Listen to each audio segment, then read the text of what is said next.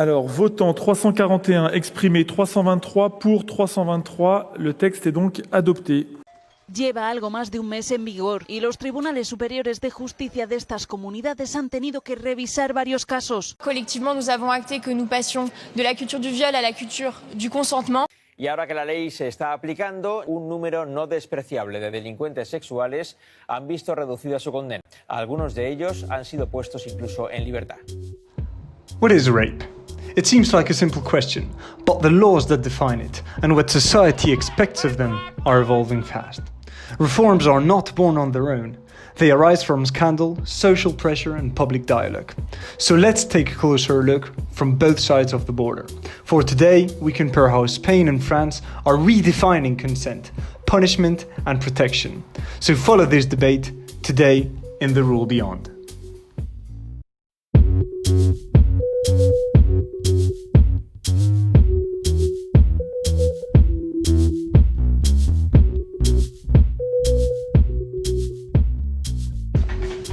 Muy buenos días, don Francisco. Muchas gracias por estar con nosotros hoy, por habernos recibido. Estamos con don Francisco Hernández Guerrero, fiscal de Criminalidad Informática de la Fiscalía de Granada. Buenos días. Buenos días, chicos. Bueno, en primer lugar queríamos preguntarle acerca de este tema que nos trae hoy y que tanto debate ha causado.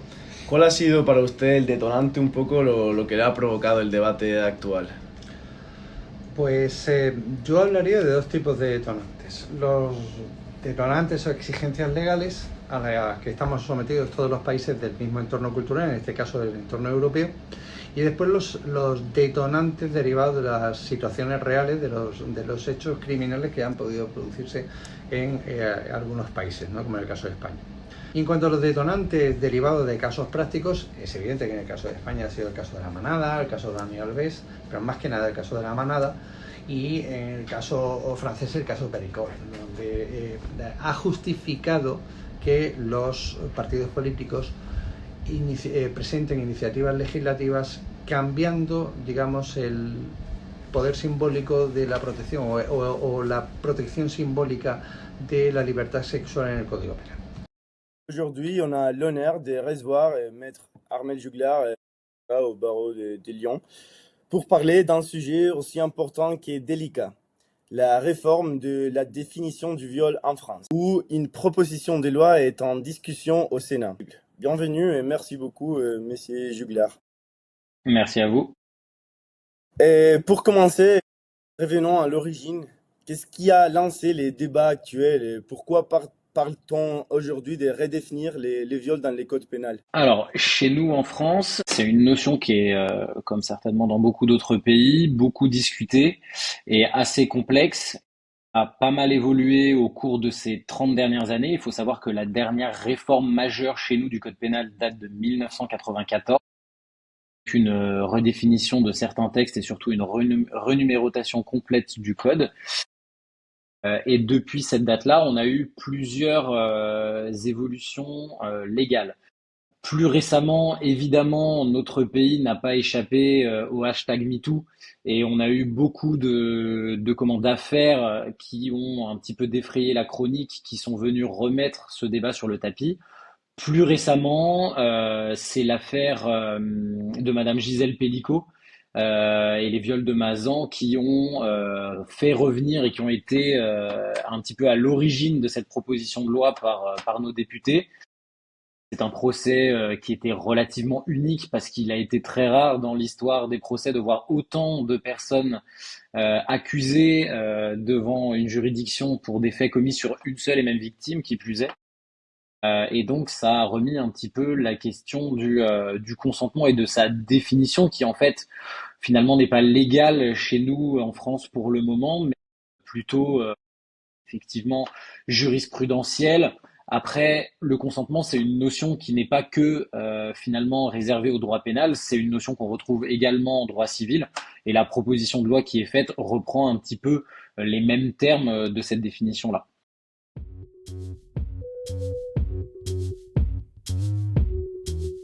Genial. Imagino que esto a nivel nacional ha dado lugar a un marco.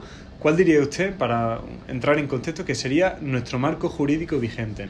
Las bases legales son unas obligaciones internacionales asumidas en convenios de carácter multilateral, como son el Convenio de Estambul de protección integral frente a la violencia de género y el Convenio de Tenerife de protección integral de los menores.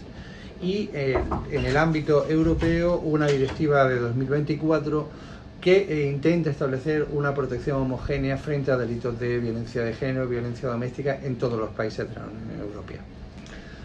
En el marco jurídico vigente se produjo una inflexión en 2022, en diciembre de 2022, con la primera de las leyes de modificación, lo que conocemos como la ley de solo sí es sí, por iniciativas políticas derivadas precisamente del caso de La Manada, donde se jugó con el tema de la agresión colectiva y de la escasa sanción que había sufrido el hecho.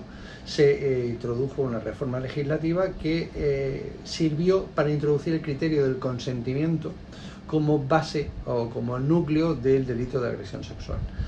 Aparte de una modificación de la terminología, porque evidentemente ya entendíamos que la ausencia de consentimiento generaba un delito contra la libertad sexual, pero le dábamos dos denominaciones: abuso sexual, cuando se cometía sin violencia o intimidación, y agresión sexual cuando había esa violencia o intimidación. Bueno, pues para reforzar ese carácter simbólico de protección de la mujer, se suprimió la denominación de abuso y todo pasó a ser agresión sexual. Ok, par rapport au cadre juridique, bien comprendre ce qui est en jeu, quel est le cadre légal en vigueur aujourd'hui? Comment est défini le viol actuellement dans les droits français? Est-ce que la réforme propose concrètement de changer? Alors, vous avez donc, comme je le disais tout à l'heure, une définition qui a évolué. Nous, on a eu déjà en France plusieurs réformes relativement récentes sur les infractions en matière sexuelle au cours de ces dernières années. Vous avez eu la réforme de 1994 qui a refondé un petit peu notre code pénal. À la suite de certains autres événements et de certaines propositions, vous avez eu une loi qui est notamment entrée en vigueur en août 2018 et vous en avez eu une autre en 2021. En fait, on a élargi pour l'instant le champ d'application, c'est-à-dire que c'est de la codification qui a permis d'aggraver certaines peines, de rajouter certaines circonstances aggravantes et de rajouter finalement des circonstances de commission de viol, puisque avant on définissait un acte de pénétration sexuelle simplement. C'est un acte de pénétration sexuelle de quelque nature, ce qui inclut également les actes bucco-génitaux. La précision qui a été faite récemment aussi, c'est le fait que ce soit à la fois sur la personne d'autrui comme sur la personne de l'auteur. C'est-à-dire qu'avant on avait une vision un petit peu masculiniste, si j'ose dire, du viol, c'est-à-dire d'un homme sur une femme. Oui. Maintenant, on peut voir la réciproque que d'une femme sur une femme, d'un homme sur un homme. Donc ça a véritablement englobé, si vous voulez, la nature des actes plus que la nature du consentement. C'est-à-dire que le consentement n'a pas véritablement évolué sur sa définition, mais par contre, on a évolué sur la grandeur du cadre, du spectre, si on veut, des situations sexuelles, si j'ose dire, dans lesquelles on se retrouverait dans le cas de viol.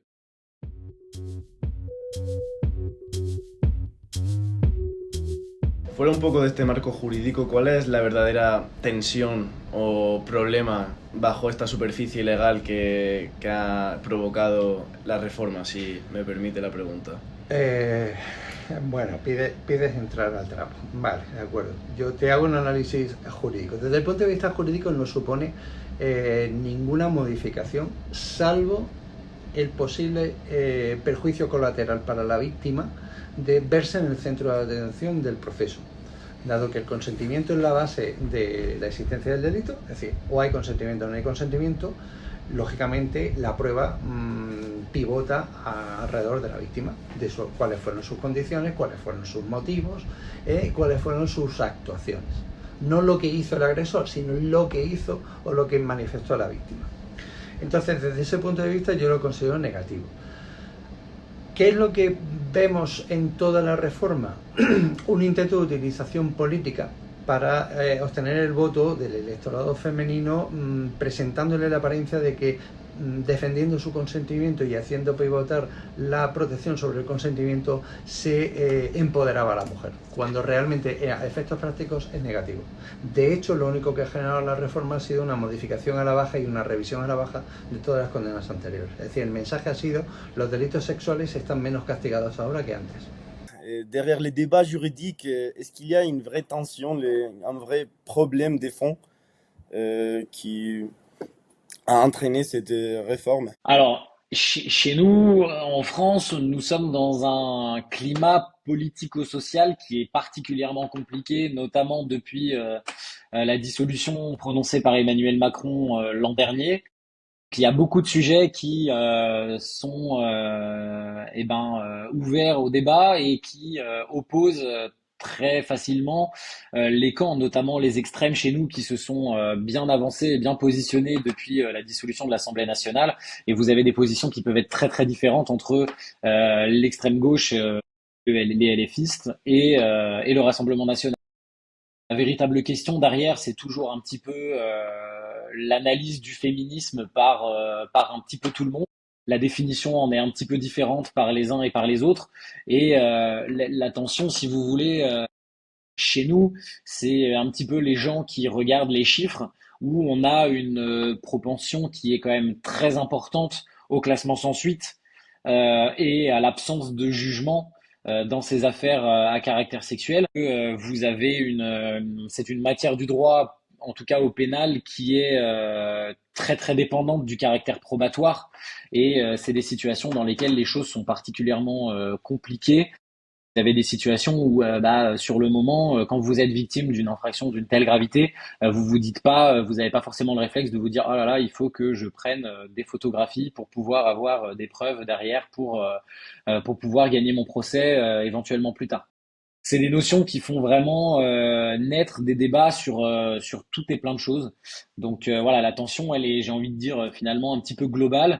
Les voix s'élèvent d'un petit peu partout, et en particulier de ceux qui portent les voix des victimes et qui pensent que voilà, en développant encore plus le cadre légal, ça permettra une reconnaissance.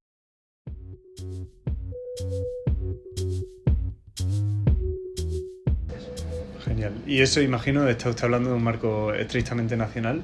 Y si ha tenido alguna colaboración con el extranjero, especialmente con la Unión Europea, ¿nos podría indicar cómo se aborda este mismo tema en otros países? Se aborda de la misma forma. Las colaboraciones que podemos tener en este caso son simplemente auxilios judiciales internacionales para la toma de declaraciones a agresores o víctimas. O sea, no es una participación en una investigación, porque al ser delitos de naturaleza muy personal, donde solamente hay dos personas, agresor y víctima, digamos, el campo de investigación, el objeto de investigación es muy reducido. Basta con tomarles declaración. No es, por ejemplo, como el caso de una investigación de una organización criminal, que requiere ya dispositivos policiales, medidas de investigación más prolongadas, apoyo tecnológico, etc. Entonces la cooperación lo tenemos en un ámbito muy doméstico, muy limitado, no es relevante, ¿no? Pero lo tratamos igual porque estamos dentro de un marco de garantías y de procedimientos muy homogéneos en todos los países de la Unión Europea. Jetons maintenant un œil au-delà des frontières. Comment cela se passe-t-il ailleurs? Par exemple, que peut-on apprendre des pays comme l'Espagne, la Suède ou le Canada qui ont déjà modifié leur définition du viol? Alors, j'ai appris récemment que c'était le cas pour l'Espagne. J'ai appris que c'était très controversé dans ce pays-là. J'ai pas énormément de retours à vous faire sur le Canada, que je connais moins sur sa législation. La Suède, visiblement, les retours sont plutôt bons dans un pays qui qui a une façon de légiférer avec, j'ai le sentiment, un petit peu moins de difficultés avec les affaires publiques de ce que j'ai pu en lire. Donc voilà, l'important dans cette situation-là, c'est que nous, la France, on a été considéré comme étant insuffisant au niveau du cadre légal. Et encore très récemment, le pays a été condamné par la Cour européenne des droits de l'homme pour des manquements, ou en tout cas une insuffisance au regard de la signature voilà que j'en perds mes mots, de la Convention d'Istanbul. On en est signataire, qu'il faut, si jamais ça perdure, le but de faire partie du droit international, c'est de le respecter. Et si on a des instances qui nous poussent à changer notre législation en estimant que c'est pas suffisant, j'imagine que il est à nous d'au moins se saisir de la question. Donc, parler d'harmonisation entre tous les pays, ça me paraît relativement compliqué.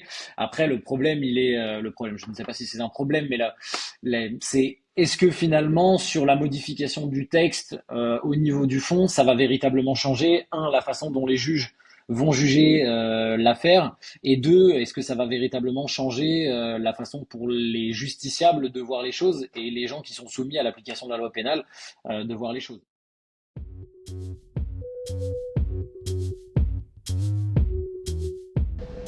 Saliendo un poco del punto de vista teórico, yendo a la práctica, ¿cómo se está manifestando esta reforma tras estos años o meses en la vida real?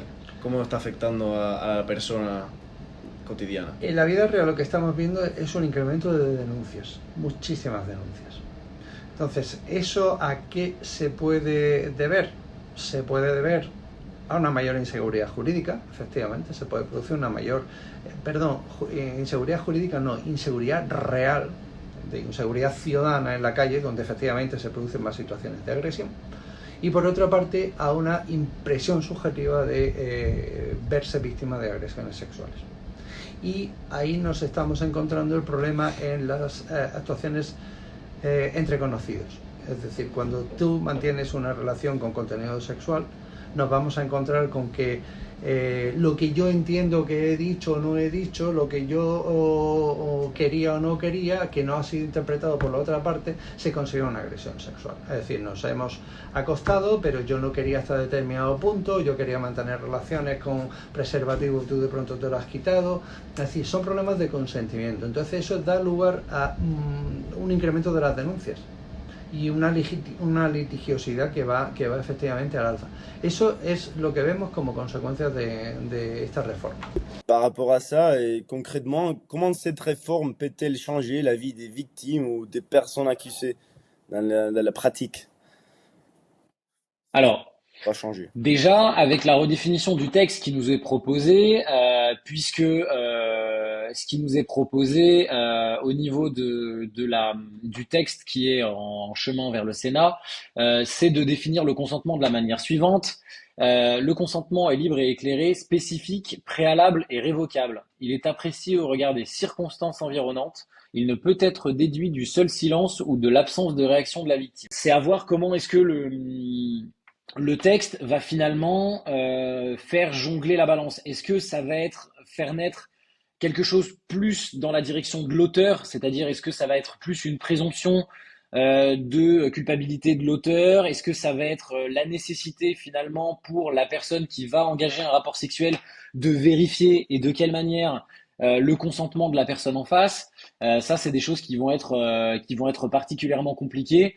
Il faudra voir exactement comment le texte veut nous amener au niveau probatoire. Est-ce qu'il va y avoir quelque chose de différent? Est-ce que ça va imposer quelque chose? Donc voilà.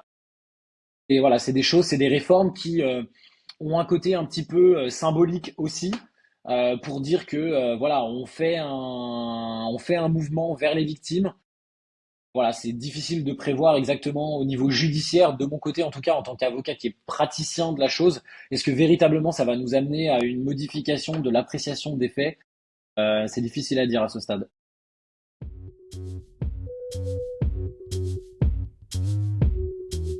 Ahora póngase en la situación de que nosotros fuésemos estudiantes de colegio, no tenemos ninguna noción jurídica. ¿Cómo se lo explicaría usted a un crío? A un crío le diría: chico o chica, me da igual.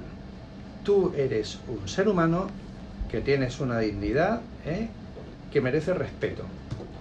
No tienes que ser objeto de ninguna agresión, ni de ningún golpe, ni de ningún maltrato, ni de ninguna vejación, ni de ningún insulto. Y por supuesto, cuando tú te encuentres ante un acto físico que te desagrade físicamente, y no te tengo que explicar lo que es, lo vas a sentir y entender en cuanto lo piensas, estás ante una agresión sexual. En ese caso tienes que pedir ayuda. Ayuda a una persona de confianza, mayor que tú, que te pueda ayudar a entenderlo, a afrontarlo en su caso y a actuar legalmente. Imaginez que vous parliez à un citoyen ordinaire, sceptique ou peu informé. Comment lui expliqueriez-vous ces débats en des termes simples?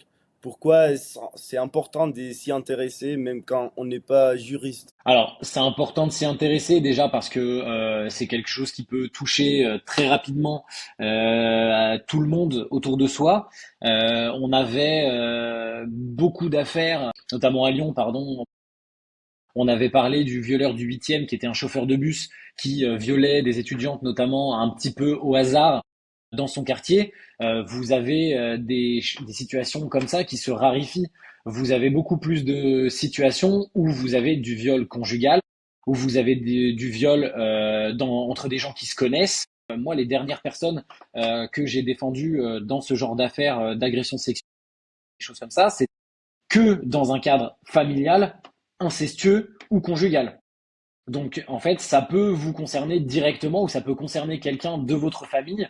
Et ça peut être des vieilles affaires qui peuvent ressortir avec quelqu'un qui dépose plainte 10, 15, 20 ans plus tard pour des faits qui ont été commis par un oncle, par un grand-père, par quelqu'un qui est maintenant décédé ou toujours vivant, où vous avez finalement quelque chose de très grave qui vous tombe sur un coin de la tête et qui peuvent avoir des conséquences dramatiques pour les uns et donc voilà, il faut s'en saisir et s'intéresser à cette question-là parce que ça peut toucher véritablement tout le monde.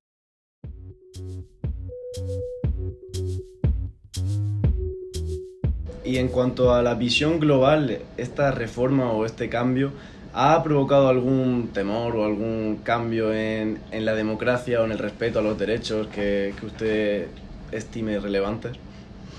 Vamos a ver. Cada vez que aumentamos... En un delito tenemos dos partes, un agresor y una víctima. Entonces, la democracia es justa cuando el equilibrio de las partes es correcto. Ojo, no quiero decir que las partes sean iguales, que estén o que merezcan igualdad de trato penal agresor y víctima.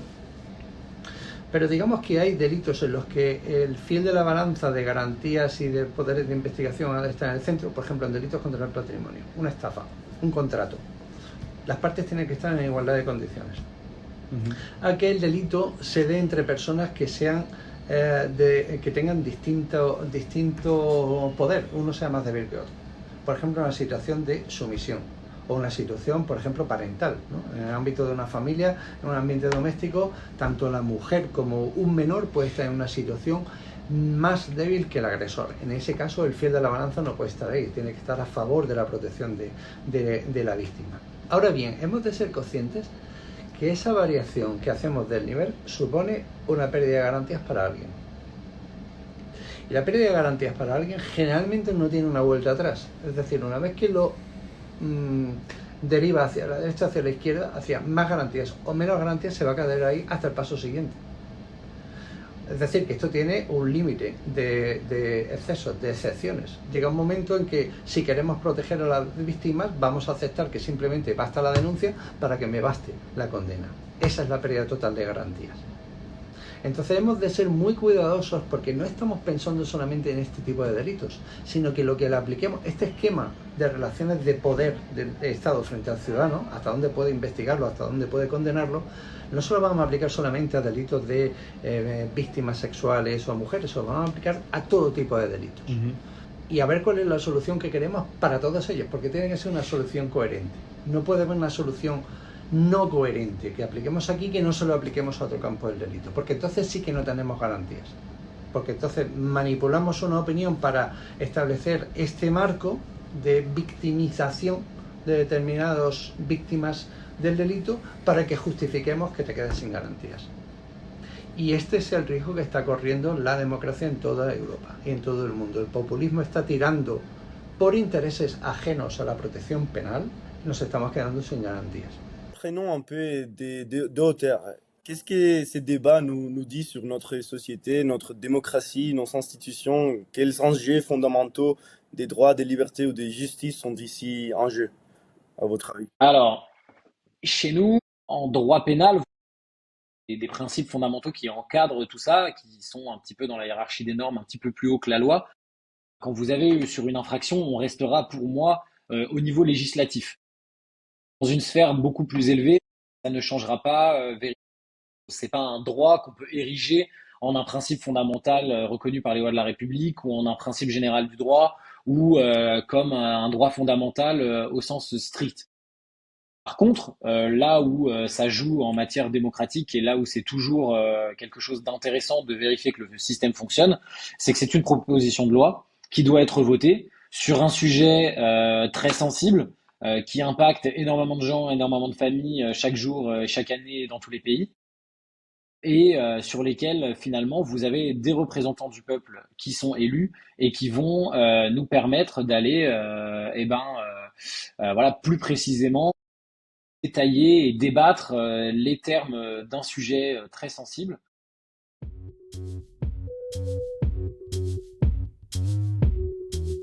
Y don Francisco, a modo de remate, si los oyentes tuviesen que recordar solo una idea, ¿cuál sería? Libertad y responsabilidad. El Estado te tiene que proteger y te tiene que proteger en función precisamente de estas situaciones de desequilibrio y compensarlas. Pero eso no resta a que tú tengas que poner tu responsabilidad en tu comportamiento. Tú eres responsable en un marco, en una sociedad democrática y libre de lo que haces. El Estado no te puede proteger frente a tu imprevisión. No le pidas al Estado que te protege frente a tu irresponsabilidad por haber elegido mal a tu pareja. Libertad y responsabilidad. Pues Sí. muchas gracias por su tiempo y por la claridad. Muchísimas vosotros. gracias. Ha sido un placer. Quels sont selon vous les messages essentiels à faire passer sur cette question? Alors, le message que je peux me permettre de donner en tant qu'avocat qui accompagne quand même un certain nombre de victimes de ces faits-là, c'est de vous faire accompagner, pas nécessairement par un avocat, mais ces gens-là qui sont victimes de faits qui sont très cruels, très graves, il faut avant tout en parler, d'abord dans la sphère familiale ou à la personne que vous jugez être la plus proche de vous ou la plus à même de l'entendre, et ensuite de vous faire accompagner par un spécialiste si jamais il y a besoin. Mais voilà, si votre volonté c'est de judiciariser la chose, il faut vous faire assister par un avocat très rapidement parce qu'en fait les choses se jouent très vite et donc vous avez des gens qui sont spécialisés et il faut vous faire assister par quelqu'un pour y aller et parce que très rapidement après vous pouvez être confronté, c'est le cas de le dire, parce que vous pouvez vous retrouver dans une situation de confrontation avec l'auteur qui peuvent être des moments qui sont très mal vécus et qui sont très difficiles à vivre pour les victimes qui viennent par exemple il n'y a pas très longtemps d'être victime de ces faits très graves. Donc voilà, ce qu'il faut c'est suivre un petit peu comment ça fonctionne. Être sensibilisé à la matière de manière générale, de toute façon, il faut être sensibilisé aux infractions pénales et savoir un petit peu quel est le comportement qui vous fait risquer une infraction. Et voilà, c'est le but de toute société démocratique et de toute société de droit, sinon on n'existerait pas. Chaque affaire est différente, chaque victime est nécessairement différente, chaque interlocuteur est différent. Donc voilà un petit peu ce que je peux vous dire en ma qualité de professionnel sur ce point-là. Merci beaucoup, messieurs Armel Juglar. C'est très très bien expliqué. Et merci pour votre temps. C'était un plaisir de vous avoir. C'est moi qui vous remercie pour cette initiative.